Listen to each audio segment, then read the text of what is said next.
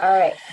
Hey, everybody. It's Kara with the She's the Owner podcast. And I'm so excited and humbled and all kinds of feels for our guest today. So, Alison Armstrong um, is with us. And she, to me, is the epitome of feminine energy or understanding men and women in their energies. But really, I just mentioned to her, I saw her at one of Tony's events recently, Date with Destiny. And I'd already had a good idea of who she was, and she walked by and she like floats across the floor, which is like, to me, that's my goal, is to float like that.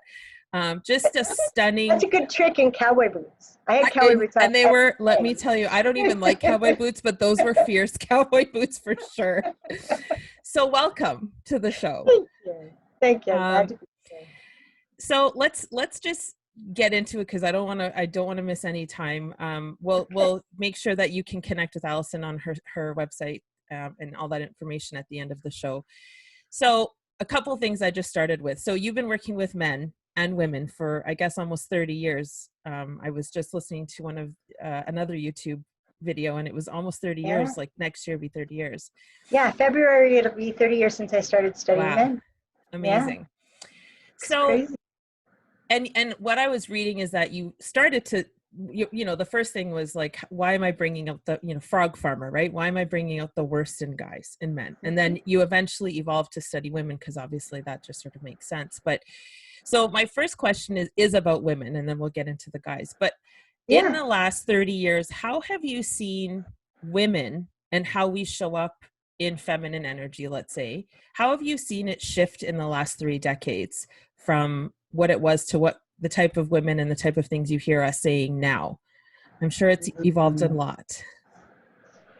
It has. Nobody's asked me that question, Kara. It's pretty cool.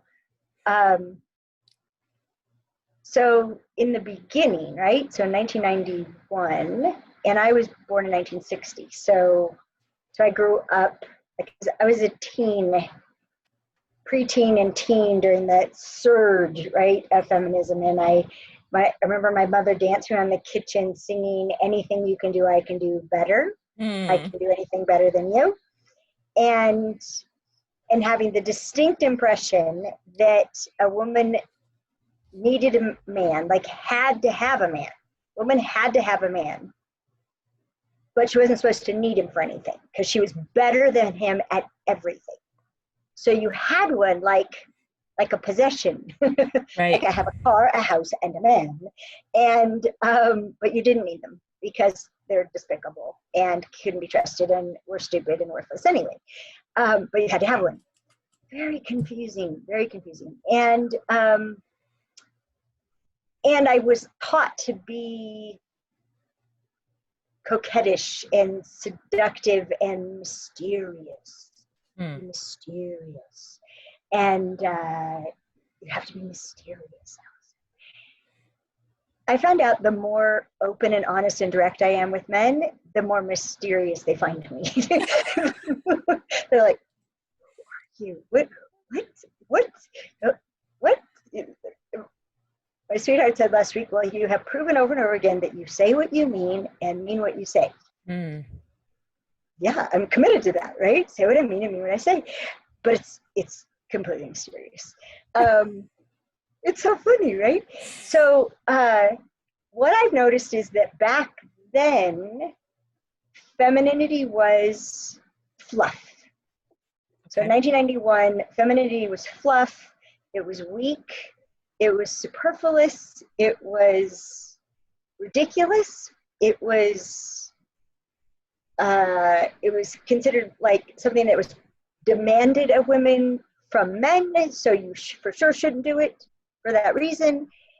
And I spent a lot of time in the first about 20 years actually trying to have women see femininity through the lens that men had shared with me. Because femininity to men is not fluff. It's priceless. It's, as one man said, it's color in a black and white world. And they were the ones that taught me about what I call feminine forms of power. That there are ways of being that are consistent with our physiology, consistent with the way that our brains are affected by estrogen. I'm sorry, that's the aspen banging against the window with this huge gust of wind.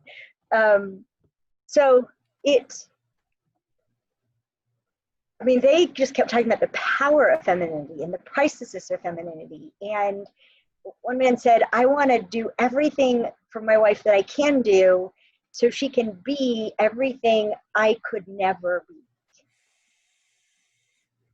Yeah. And we talked about women in the workplace. And they would tell me the difference between a woman in the workplace who was a man in a skirt versus a woman in the workplace who embraced being a woman in the workplace. And the power of that, and how, they'd always say, I love the different points of view that they bring. I love that they think differently. I love that they see things I would never see. And the life that they can bring to the place, and the play and the fun that they can bring to the place, and the energy, how the energy, they can cause the energy to lift. They also can make it crash. But they were just always talking to me about what a profound effect women have. And that is the definition of power. The definition of power is the ability to affect. Mm-hmm. And so they had me start to see feminine forms of power and the power of femininity. And now what's fun is, like you, there are so many women who, for a lot of different reasons, are curious about femininity, daring to inquire, to develop it. How do I find it? How do I be that? There's still some, I don't know if I want to be that weak, right? There's a lot of those still. Well, I tend to not attract them. I'm trying to bring them in so we can shift them. Yeah. But there is a lot. But there's still, I would say that it's now a conversation, right? Totally. You can have a podcast about it. I can do interviews about it. It's now a conversation about this thing called feminine. And it's so funny, Kara, because I stopped talking about masculinity and femininity 4 years ago. Mm-hmm. Because there was so much misunderstanding about it and so much baggage, right? I was just done with fighting the baggage. But I still talk about feminine forms of power because they are in fact unique. So that's why I've seen something.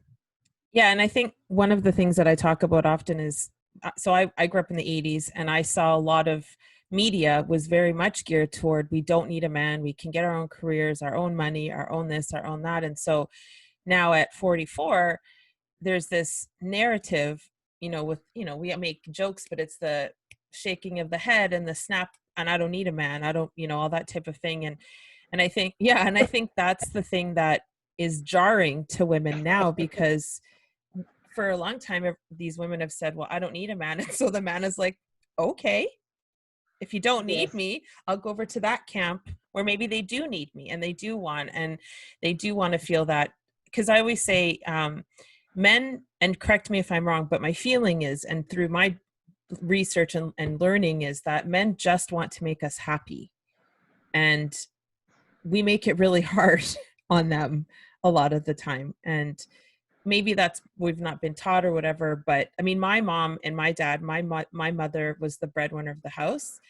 Mm-hmm. She was always in her masculine, but she caused so much drama. They've both passed now, but she's so much drama trying to get my dad to step up in his masculine or in his manhood. But they didn't know any of this. Like, it wasn't a conversation then. And so talk a bit about, have men changed all that much, or are they pretty much the same as they've always been? And talk a little bit about the shift that you maybe, because I feel like there's a lot of men now who are openly owning this, kingdomhood of themselves. But has that always been the way, and we've just been blind to it, or is it shifting now? I think it is shifted quite a bit in both what I would think a good and a bad direction. But also you have to understand, have you studied the stages of development? Have you listened to the Amazing Development Men or read Keys to the Kingdom?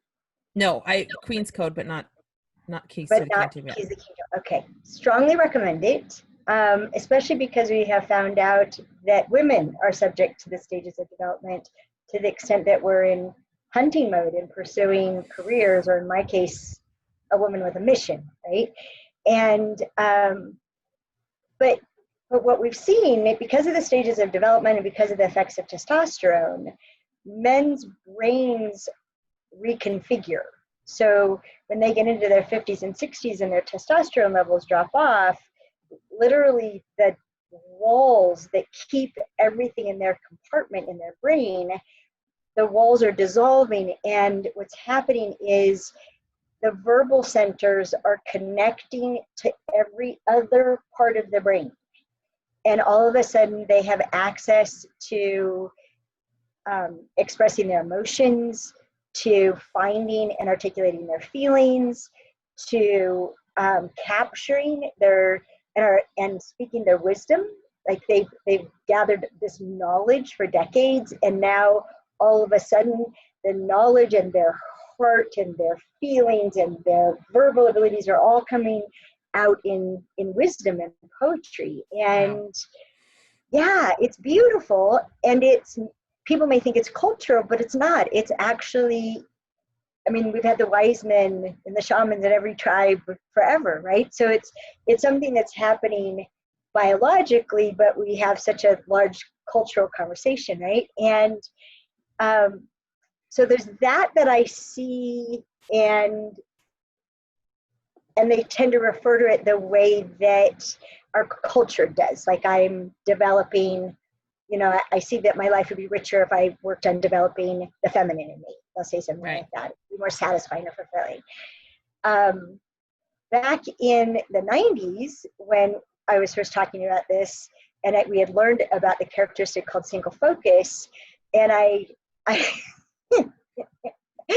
there were men who literally said to me, I'm focused on developing my feminine. And I was just cracking up, like, in a very masculine way, she's trying to develop femininity, right? And what's really cool about the way that we've been talking about it lately, now we talk about them as modes, right? Hunting modes and gathering modes, and one's a committed state and one's an open state. And now there's a language that's helping men access what they might have called feminine before, which would have seemed weak, and instead are accessing a different consciousness that is open to options and alternatives and possibility, and is available for connection, and it needs connection, and that they're naturally that way when they're at play. Right. So having a specific result or destination, right, or goal is what puts them in that committed state, and they generally go from one committed state to another committed state. But if they can consciously have no results to produce, I'm just going to be present. Right. All of a sudden, they have access to what's more natural for an estrogen surge. So many mic drop moments already. So then my next question would be, that's wonderful for the 45 and up demographic. What about the 20-something-year-olds? I mean, I know it's a funny age anyway for men and women, but I mean, you often see young women, I don't know if this has always been this way, but more so lately with the internet, etc., that they're, going out and attracted to older men. Is that part, do you think, of the attraction, is that they are open and on this different frequency? But then how do we have this conversation? I have a nephew who's 24, and I know his brain isn't even finished developing yet, but do they have to wait until much later in life to start developing these skills, or is there an easier way to get them there, in their 20s and 30s? Well, let's see. Okay, a simple way of answering that, because you said a lot, and I don't know if you know that you did. So, okay. You could I'm going to answer the female side first, and then the male side. Okay. Beautiful. So, thank you. So if I was just going to talk about the phenomenon of younger women being attracted to older men, what causes attraction, especially sexual attraction, is the perception of strength. Now, the perception of strength can also cause the kind of attraction where we just feel safe and feel like we can be ourselves. And so in an older man, an older, self-confident, resourceful, owns who he is man, right? He's gonna tick off perception of strength, depending on his relationship to his integrity, strength, intelligence, strength, resources, strength. Bad boy's a kind of strength. You don't go along with the crowd. You've got to be, strong to do that. Right. So that can check it off. And there's also an element where when there's an age difference like that, which my husband was almost 11 years older than me, what it contributed to was that he was so far beyond me in his career that there was no competition. I wasn't trying to compete with him. He was nothing but supportive of me. And it just naturally was that way because we were in the same industry and we weren't close to the same age and we weren't any of those things. And older men are attracted to younger women because of vitality. So right. Women's vitality, literally, it's like having a backup generator, or an extra battery source. So our vitality energizes men. And as women, when we don't care for ourselves well, when we're allowing ourselves to feel accountable for everything in our environment and for everybody's well-being and everybody's everything, which is very natural, instead of choosing, I'm accountable for that, and no, that's not mine, not mine, not mine, not mine. It takes a lot of boundary setting. If we don't do that, we end up right? We have no vitality. And that has a lot to do with what's happening in our bodies. That vitality comes in large part from testosterone and estrogen, and half our testosterone comes from the eggs in our ovaries, and the eggs are disappearing like people trying to flee a disaster. And that is how it feels. I'm perimenopausal, and that is beautifully said. Yeah, at right around age 29, which many women think it's because, oh my gosh, I'm almost 30. Right around age 29, the disappearance of the ovum, they've just been dissolving, literally dissolving. Menstrual cycles account for a tiny percentage of what happens to, literally, we have hundreds of thousands of eggs when we're born. And which is why little girls are estrogen bombs, right? They're so enchanting, all that estrogen in that little tiny body. So at right around age 29, the amount of estrogen and testosterone coming out of the eggs has reached critical levels, and it sets off alarms in our brains. And that's what creates that panic. And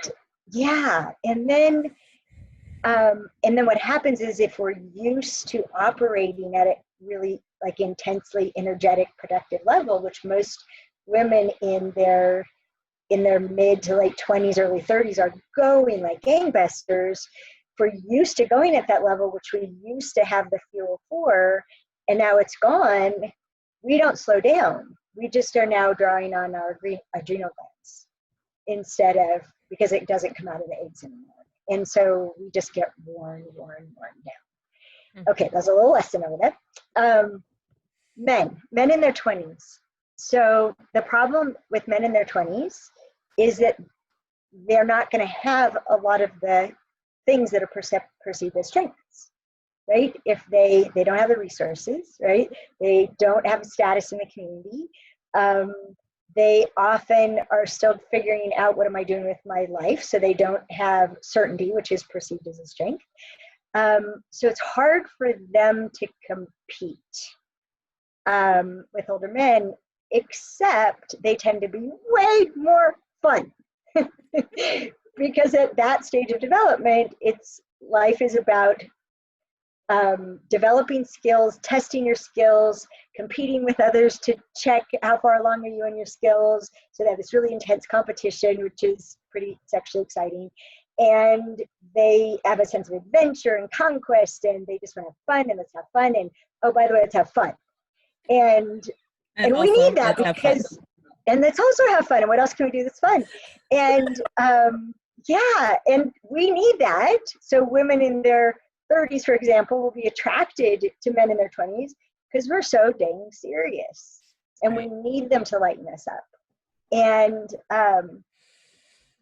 back to your question about men at that age, I did a talk at a junior college, at a community college, and all the questions that the young men asked had to do with being androgynous, that they didn't identify with traditional masculinity, that they found themselves to be more peaceful and more sensitive and more less, kill, conquer, drag home. And I don't see that universally, right? But I did see it that night. And I don't think that the men who asked the questions were representative, because most men, very much in their testosterone, they're going to default to concealing. That's the default, is to conceal anything that can be used against you. So someone with high testosterone would not ask a public question. Right. So fair. It is a small sampling, but masculinity's been so denigrated in our society that this may sound like a weird comparison, but it's kind of like being a Catholic priest. Catholic priests don't wear their Roman collars in public anymore because of what it's become associated with. Right. It's lost all its dignity. Right. Which is cruel, because they're some of the most amazing people. And masculinity has become so denigrated, and toxic masculinity, and it's all these things that are said that are actually really inaccurate. But young men have been ashamed to be masculine.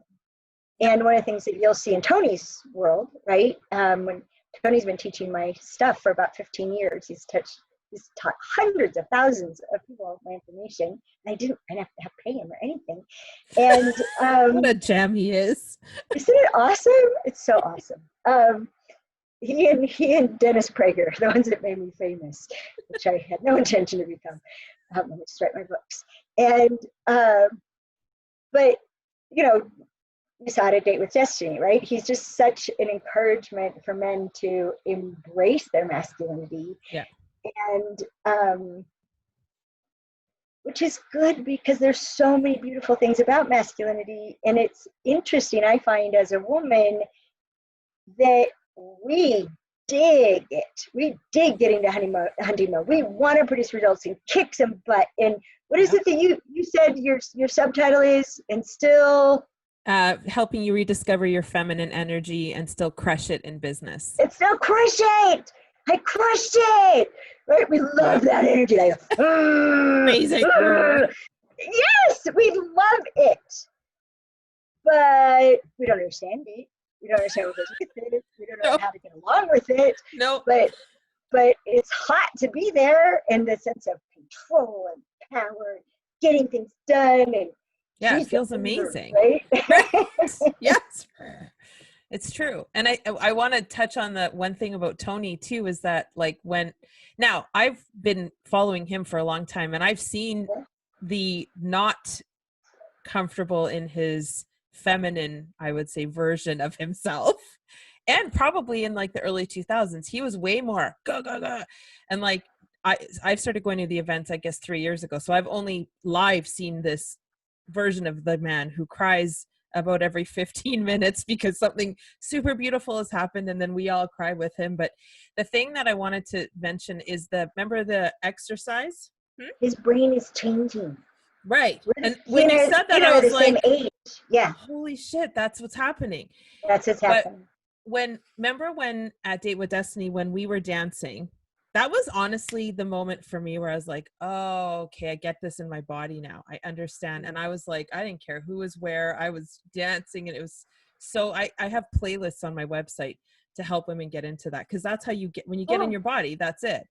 But when he had the guys stand up and yell freedom, when you're talking about it being hot, that hunter mode is hot for a woman. And I had no idea I was absolutely taken, like floored when I was like, and I looked at my girlfriends beside, I was like, that's hot. And none of us really understood why guys yelling freedom for no reason was hot, but it was the confidence. And these men just, and you felt, because you talk about safety and feminine energy, and like when I'm able to feel safe, that's when I release. And I always use the word exhale, like I can exhale, because that's really what I want to do. I can be in hunter mode for the businesses, and I love that. And you're right, it is amazing, it's so much fun.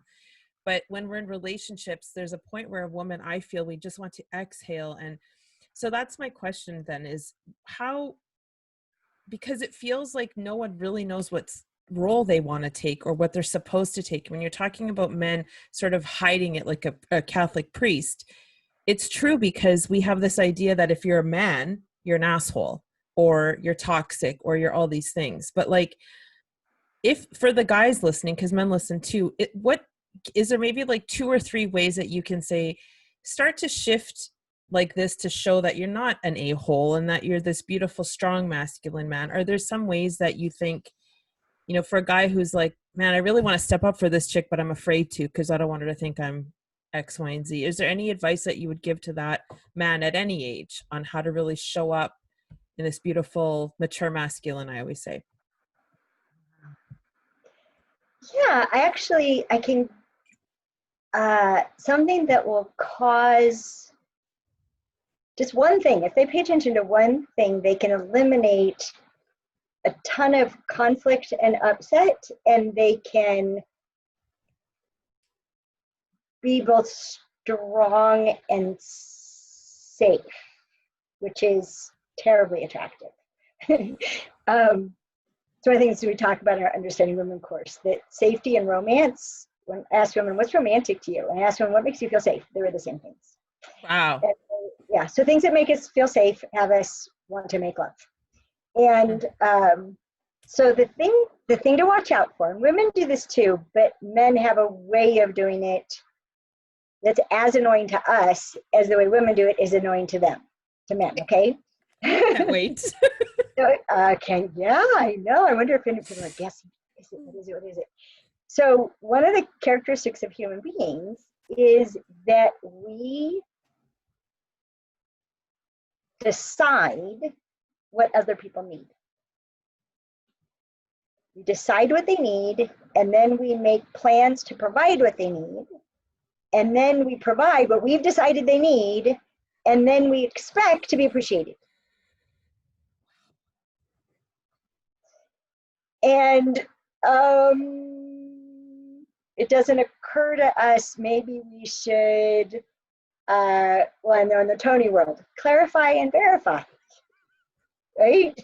Like, okay, so it seems that this can be like the best friend of any man or woman. It seems like you need some time alone. If I got that right, how can I support you? And if you need something else, please tell me.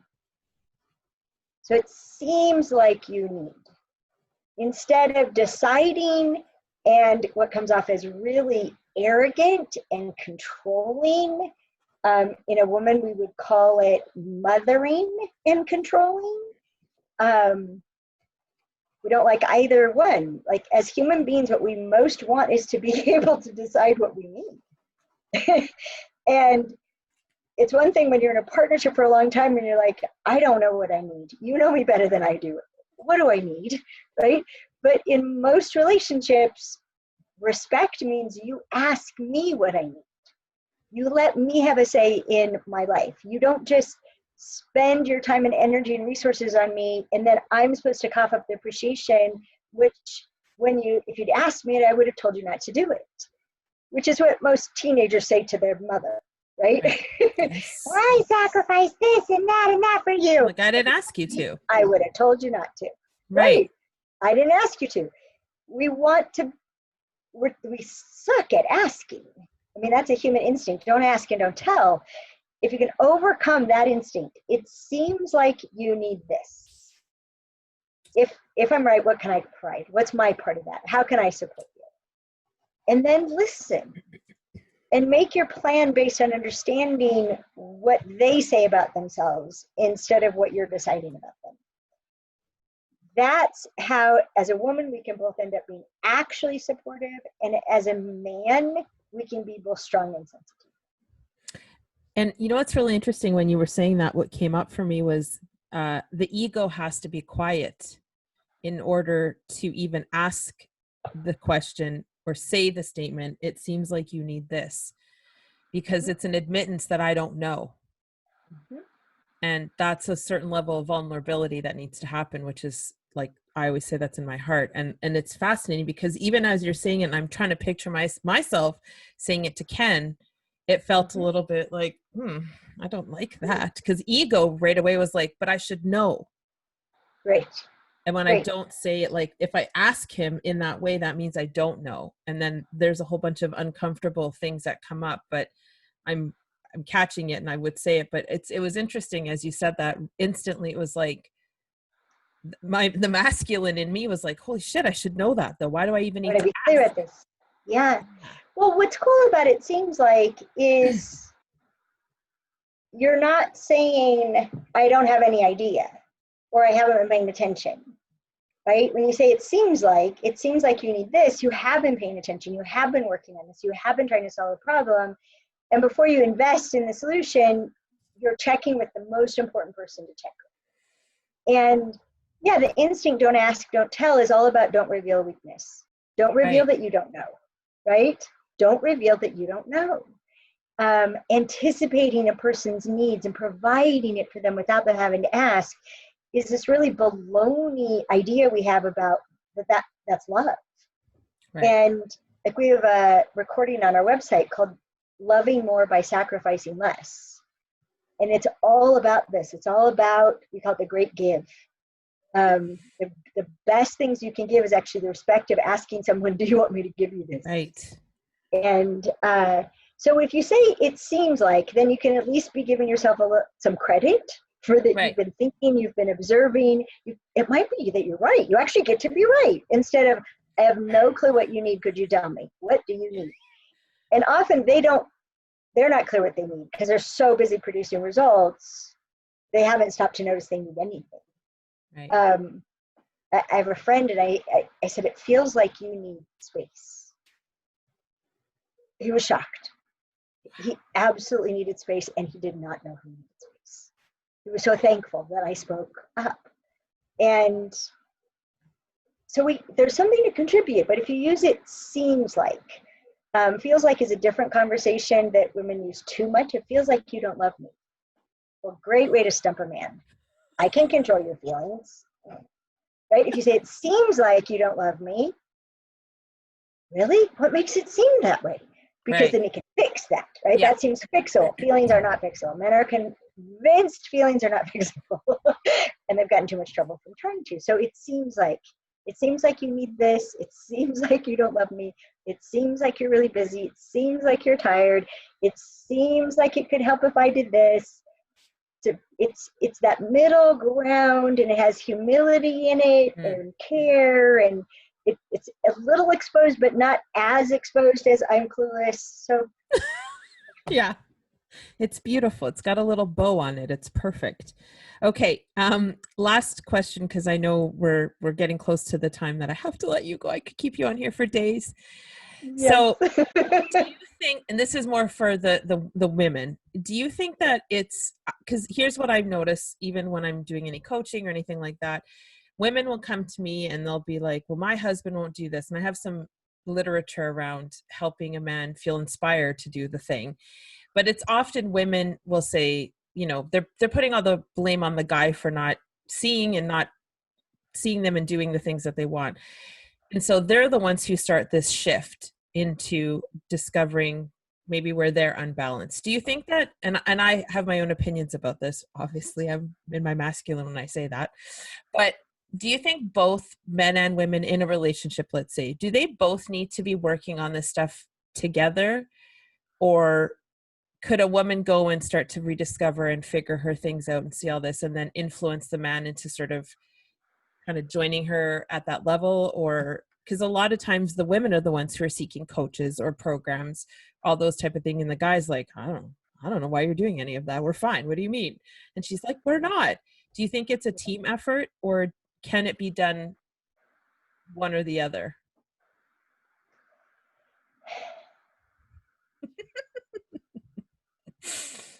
Uh-oh.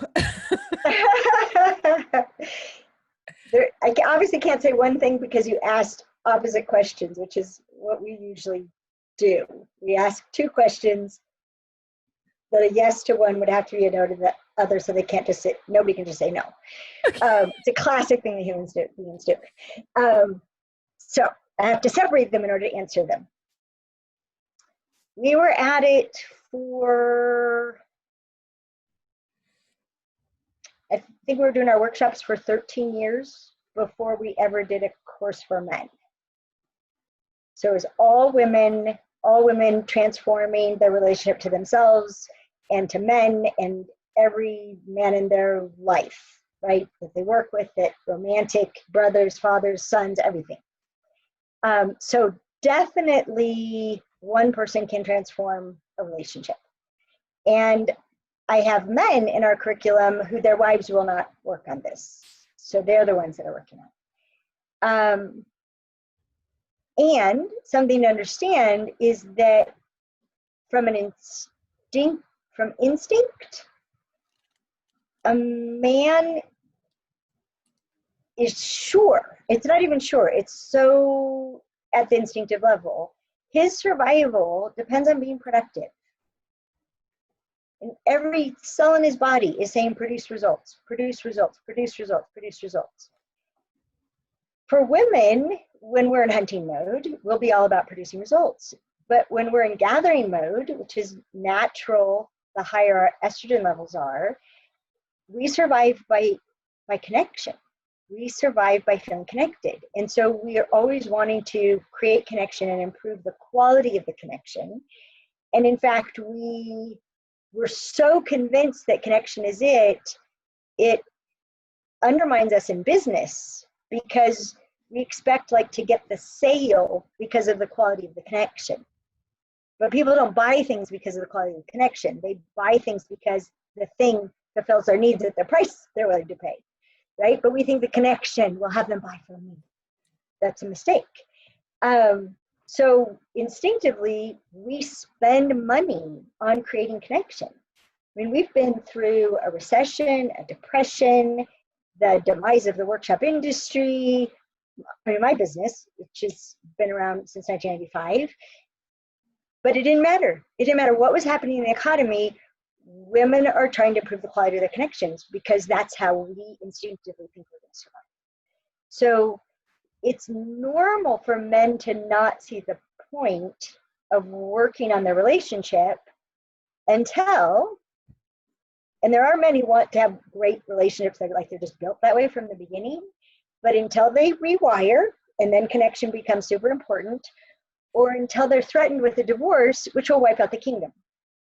Now, all of a sudden, that relationship is a result to produce. Fix it is a result to produce that matters, that registers, and then they come to me and spend more money than the women have ever spent. They just cough it up. And then if their woman is studying with me and improving their marriage, like, honey, what else can you do with Alison? What else can you do? Sure, I'll pay you. I mean, so they and they've acknowledged women just publicly that we would work on this, that we would work on understanding them. They're so honored that we would do that. So, okay, I think I answered your question, which seems simple, but wasn't. And so what happens if one person doesn't? Is it just organically whatever happens? Or? Well, no, actually. How do I say this? I started studying men with the question, what if men are responding to women? Mm-hmm. And I wanted to know if they were responding to women, what were they responding to? And found out that men are basically responding the opposite of how women think they're responding. Right. So when you understand what a man's responding to, then you can provide the stimulus for the response you're looking for. So for example, what you were saying a while ago, I just did a show with Dennis Prager today about this, that the problem that we have, because whenever someone asks us for something we need, we're now a provider. And people who need things, they're receivers, they stump providers. And the way that they stump providers and set providers up to lose and actually causes provider to just freeze is they state what they need in terms that are not actionable. Mm. So whether it's a man or a woman in hunting mode, that is action oriented, right? Get her done, crush it. And then somebody says, I need more attention. I need more help around the house. I need more affection. I need more sex. I need more appreciation. More. What the hell is more? How does one deliver more? Right? It's not actionable. In fact, it seems insurmountable that I will never be able to satisfy you. It'll always be more. So the trick, because men are responding to women and they want us, the only thing that you said is, it seems to you that men want to make women happy. Absolutely, they want to make us happy. But that is in the third instinct, hierarchically. So before make you happy is protect you and protect the kingdom. So if a man won't provide what will make you happy, it's because he's protecting something. And so if ever a man is unwilling or he says no, the thing to do is look around and go, okay, what's he protecting? Oh, he's protecting his energy. Oh, he's protecting his time. He's protecting the retirement fund. He's protecting, because protect, my husband was always doing that, because protect trumps provide. Every time protect trumps provide. So when men don't experience any threat from their environment, any threat from the economy, which has been horrendous for them, right? Any threat from the person coming at them. When they don't experience any threat, they're just naturally in provide mode. Honey, what do you need? Sure, love to. Yeah, I can do that. But they have to have gotten from procreate, then protect, then provide. They have to be in that mode. And if we're constantly threatening them by, say, emasculating them, criticizing them, being an obstacle to them getting what they need, they never get in provide mode.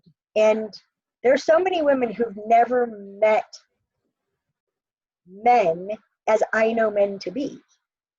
And I didn't know them to be that because I was so busy attacking them. I never saw providers. Ever. You just blew my mind. I need a nap now. Okay. Yeah, it's nap time, everybody. That was too intense.